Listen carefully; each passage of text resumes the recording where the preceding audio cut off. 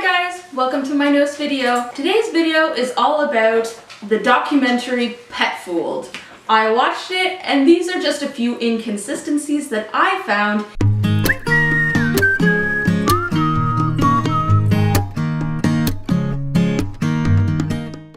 So the first thing that I'm going to mention is that in the documentary they actually say that dogs and the gray wolf or the common wolf, whatever you want to call it, are familiar, and that they have actually shortened the dog from Canis lupus familiaris to Canis lupus. This is actually not true.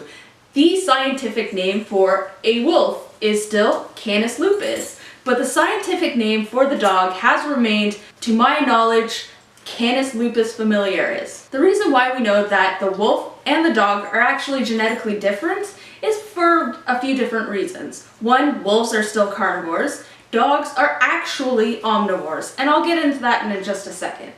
But one of the reasons that we know that they are genetically different is that we actually see disease processes and other illnesses in dogs that we do not see in wolves. I have actually also done extensive research and read many papers and research articles not only done by vets, but by geneticists who still say that scientifically the two are different. The second issue that I've had with this movie is that they state that dogs are carnivores. No, no, no, no, no. And yes, the movie is going to tell you that because my nutrition textbook says compliments of hills that I am bought out. But this isn't actually correct. And we know this for a few different reasons. One of the reasons that we know that dogs are actually mostly omnivorous instead of carnivorous is that they have molars and premolars. Those teeth are needed to crush things such as plant material. The second reason why we know this is that the dog has a longer GI tract, in specific the intestines. The intestinal tract of the dog, or any omnivorous animal, is actually longer than a carnivorous animal. And that's because of the fermentation of plants and that kind of stuff that needs to go on. But if the dog was carnivorous, it would have that shorter digestive tract. Now some people will say that is because dogs have been genetically modified, I guess, to basically accept that we are giving them plants. And this isn't actually correct.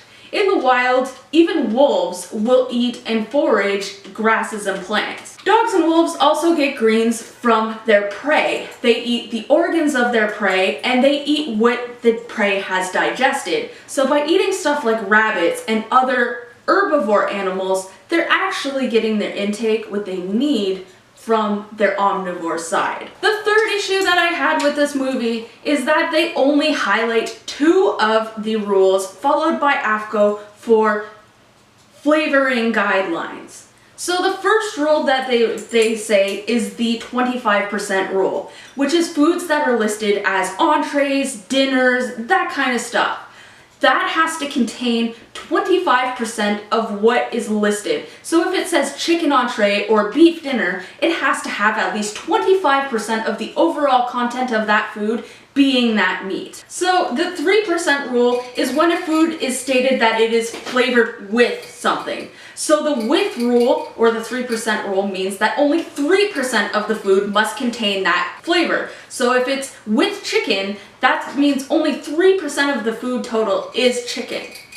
The flavor rule itself is an entire different rule where there's no real guideline. If something is chicken flavor, it does not have to have any chicken in it whatsoever. It can have some, it can have a bunch, it can have zero. Chicken flavor or anything flavored that specific ingredient is a very tricky rule, and you have to do ingredient searching for yourself. But the two rules that they fail to mention are actually the 100% rule, which applies to things like jerkies, dehydrated treats, or whatnot, where it is only that thing. So an example of this would be a pig ear. It is 100% pig ear. There is nothing added to it. The other rule that they fail to mention is when a food is labeled as, they'll say beef dog food, for example. Beef dog food, if it says this label in particular, has to have 95% of that ingredient in it. The fourth issue that I had with this movie is that they say that raw food is essentially risk-free, and that anybody who tells you otherwise is kind of crazy. And this isn't true.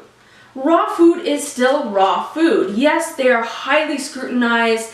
They are frozen usually for quite a while so that any pathogens or parasites will be gone from the meat. But the risk with raw food is actually not in the food itself. Animals that are fed raw foods cannot be admitted to anywhere where immune-compromised individuals are. So if you have a service dog, you have to be very, very careful about raw. You cannot feed raw, especially if you're planning on making a hospital visit or anything like that, because daycares, hospitals, old age centers, anywhere where there's immune-compromised individual, your dog could still be shedding bacteria from the raw food. There is no guarantee that your dog will not be, and therefore in immune-compromised people, so like people with cancers, small children, HIV, AIDS, there's so many diseases out there that affect the immune system, it's not worth the risk. In dogs that have immune-compromised systems themselves, the raw food actually poses a risk for them, and it's just not worth it to put your dog at risk. The fifth thing that I have an issue with in this film is that kibble is evil. They show quite a few good quality kibbles that are out there and they portray them as evil, and that they're getting their products from roadkill and slaughtered human-grade ingredient remains and just carcasses that are sitting around doing nothing, and it's horrible. This isn't entirely accurate. There are some instances, such as byproducts or even meals, where there are remains from human-grade ingredients that are used. But a lot of meals actually contain meat as well. They made it seem like all foods are like the vet foods and they're horrible and they're all intrinsically linked, and that's not entirely true either.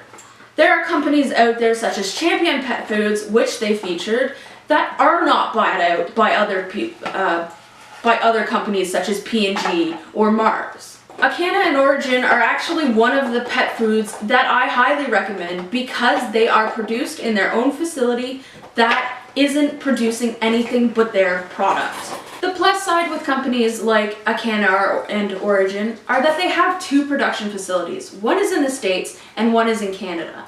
What is manufactured in Canada stays in Canada. What is manufactured in the States stays in the States. The treat was shown at one point and they made it seem like it was just a horrible thing, but the treat they should have actually loved, because the Origin treats are actually dehydrated raw treats, and they actually contain like very simple ingredients, sometimes 3 ingredients. The beef one, for example, I believe is beef, beef tripe, and beef liver. There's not a whole lot wrong with that. Here I've inserted a picture of a bag of dog food that I bought from work. It's Acana, and it's the Grasslands formulation. I bought this less than a month ago, so this is one of their most recent packagings. The cool thing about Acana is that all their ingredients are as locally sourced as possible, and they even list the percentage of that ingredient, especially in the meats. Kibble is a little bit wishy-washy though. There are some brands that do have excess salts and contain byproducts and are very bad for the quality of ingredients that they're getting, or that add extra things that aren't exactly great. Acana and a lot of the foods that I actually carry at the store don't have extra coloring. They don't have extra ingredients. There are veterinary diets for a reason, and that's when we will get into things that are the low sodium diets or things like that. And no, I don't agree that all the veterinary diets are actually very helpful and very useful. So like, for example, the urinary one for cats, the way that it's actually effective is because they add excess salt to get the animal to drink more, and that causes other health issues. But the thing with kibble is that you have to do your own research. Find these things out for yourself. Don't take a company at face value. Don't just buy a bag because, hey, look, it looks pretty. Hey, it says natural. Hey, it says holistic. The guidelines of that are actually really wishy-washy, and that they were correct on. But you have to talk to the companies, you have to do your research, see what other people are saying about the forums. Use an advisory site like dogfoodadvisor.com. There's so many ways you can get your research out of the internet and make sure that it's valid. Talk to your vet. I mean, yeah, the vet might be like, hey, that food is junk, you need to feed this that we carry. Well, then you know. There are a lot of different options out there though. There are nutritionists who work in stores that aren't hired by a company like myself. I do all my own research, I do all my own learning, and I take what I hear from the reps, take it at face value, and then do my own research on the side to see what I actually can find and actually think about a company. I hope this video has been helpful for you guys. I don't want to knock this movie, like, it had a good intention. I just think that not all their facts are actually really there, and it just seems like they're the raw food people that are kind of trying to push raw food and trying to knock everything else. And that's unfortunate, but I mean, it is what it is, and everybody kind of has those things. It happens with human food, it happens with pet food, and it's just up to us as pet owners, like we would with children, to do our research and to decide what is best for our pets. My question for you today is, what kind of food do you guys feed your pets? Do you feed raw? Do you feed kibble?